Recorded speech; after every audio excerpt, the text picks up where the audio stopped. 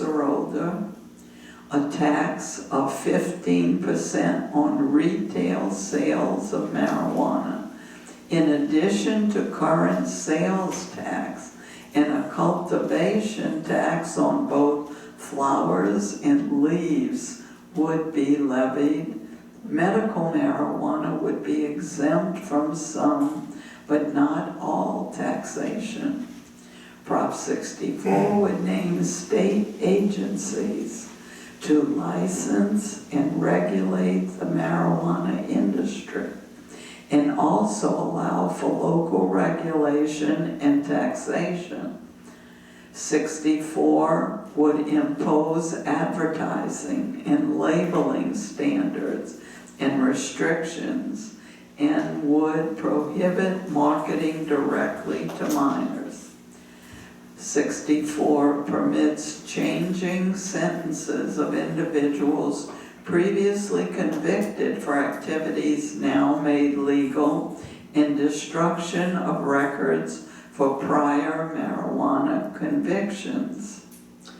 So let's look at the fiscal effects. Prop 64 could bring in net state and local revenues that range from the high hundreds of millions of dollars to over $1 billion annually. But the amounts depend on how state and local governments regulate and tax marijuana, whether the federal government enforces federal laws regulating marijuana, and how marijuana prices and consumption change. Prop 64 could reduce government costs by tens of millions of dollars annually because of the decline of marijuana offenders now in state prisons and county jails. Those who say vote yes on 64 tell us it would end the criminalization of marijuana by creating a safe, legal, and comprehensive system for adult use while protecting children. Prop 64 adopts the best practices from states that already have legal adult marijuana use. Those who say we should vote no say that it would increase highway fatalities because it has no driving under the influence DUI standard for marijuana. It would prohibit local governments from banning indoor residential growing of marijuana, even next to an elementary school if the crop is limited to 6 plants. It would allow felons who have meth and heroin convictions to be licensed to sell marijuana. So let's look at who has contributed money to 64. The yes on 64 has raised $11.5 million by such organizations and individuals as Sean Parker, the first president of Facebook. He gave $3.8 million. The Fund for Policy Reform, George Soros, $2 million, and Drug Policy Action, $1 million. The no on Prop 64 has raised $250,000 from such organizations as the California Teamsters Public Affairs Council, Peace Officers Research Association of California, and California Hospitals Committee on Issues. Some supporters of 64 are Lieutenant Governor Gavin Newsom, ACLU of California, the California Democratic Party, Some opponents of 64 are the California District Attorneys Association, Senator Dianne Feinstein, and California Republican Party. There's light at the end of the tunnel. I call these the tricky ones. They contradict one another, and that's why we've combined them so you can kind of compare them.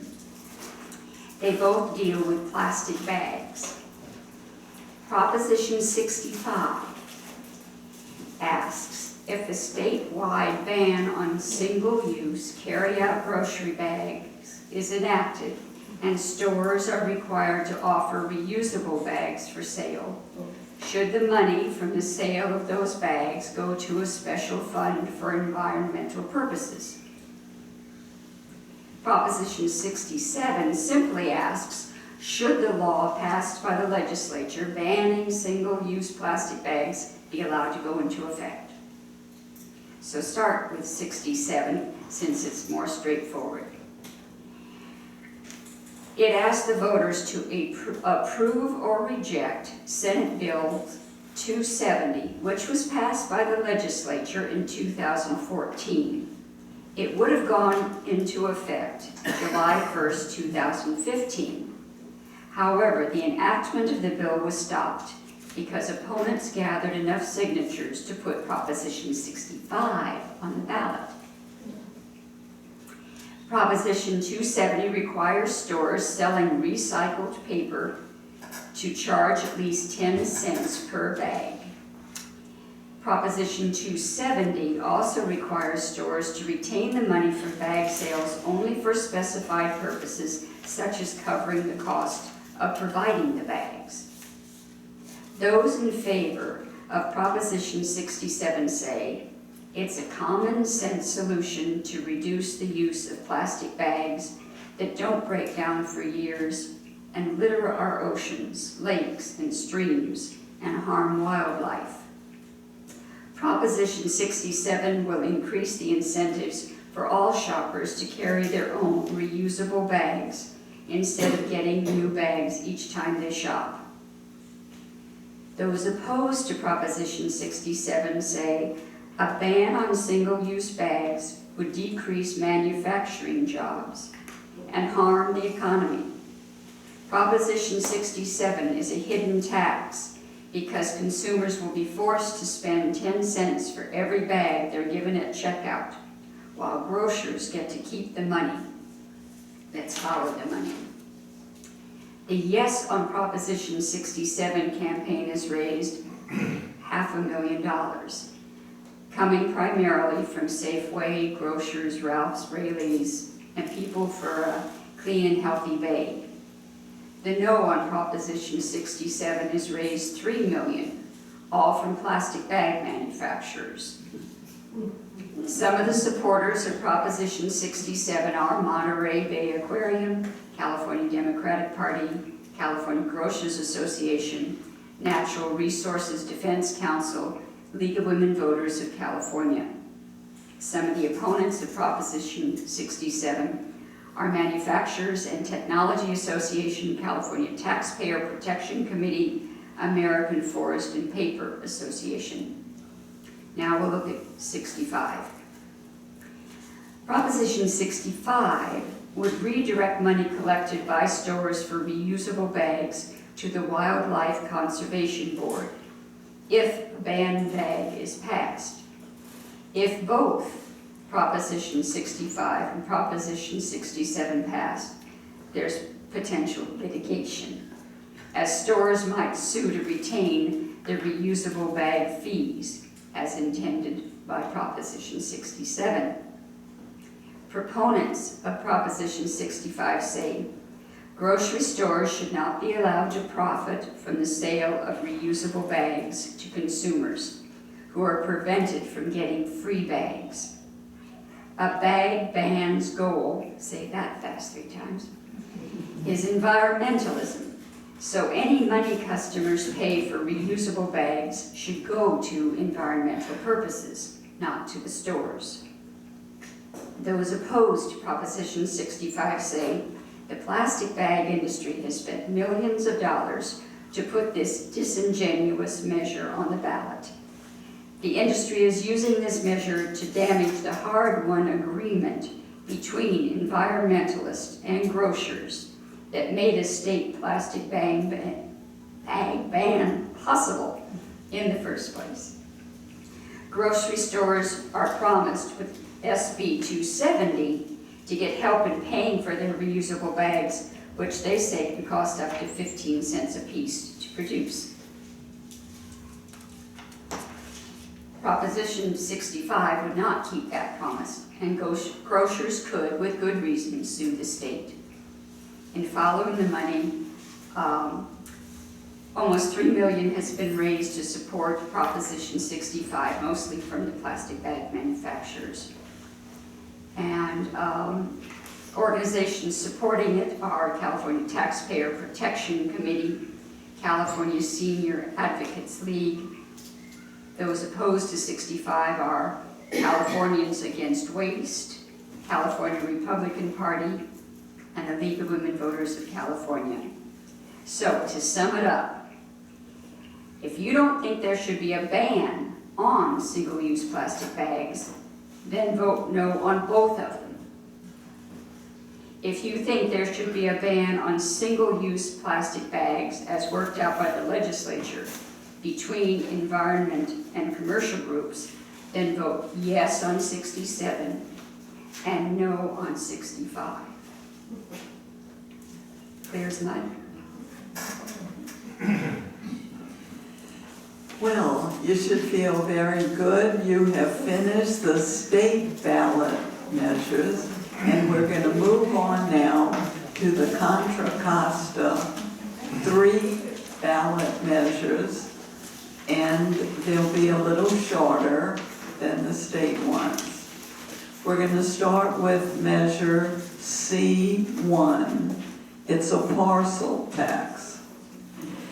Shall the Alameda Contra Costa Transit District extend its existing $8 per month parcel tax at current levels for 20 years with no increase in tax rate, raising approximately $30 million annually, with independent oversight and all money spent locally.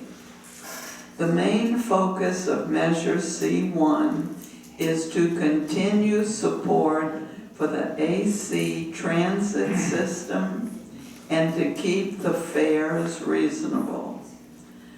So, the pro side is those in favor of Measure C1 say the AC transit system provides key local transportation in Alameda and Contra Costa counties, enabling youth, low-income commuters, seniors, and people with disabilities to travel locally without a car.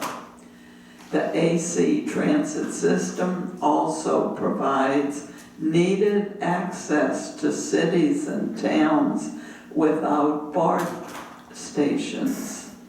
No taxes are raised by this measure. It provides a reliable stream of funding to a vital community service.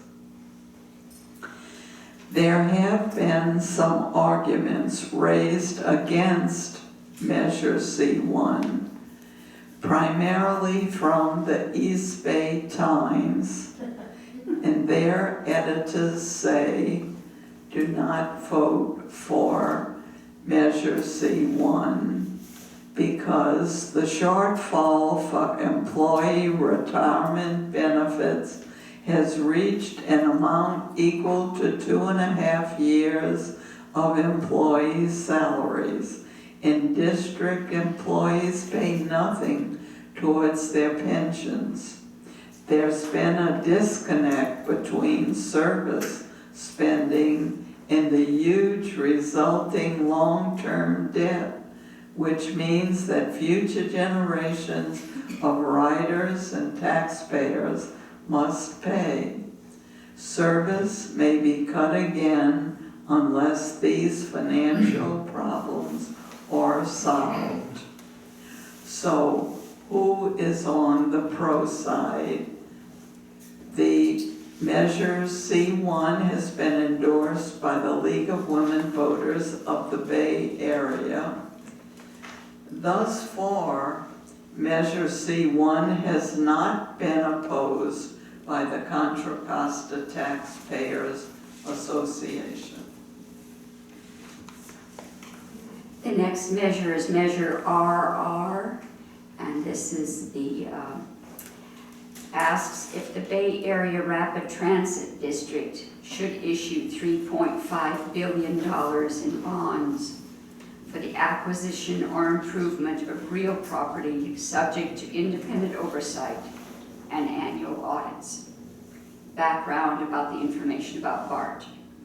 Everyone would probably agree that BART at age 44 is struggling and decaying with train breakdowns and equipment failures.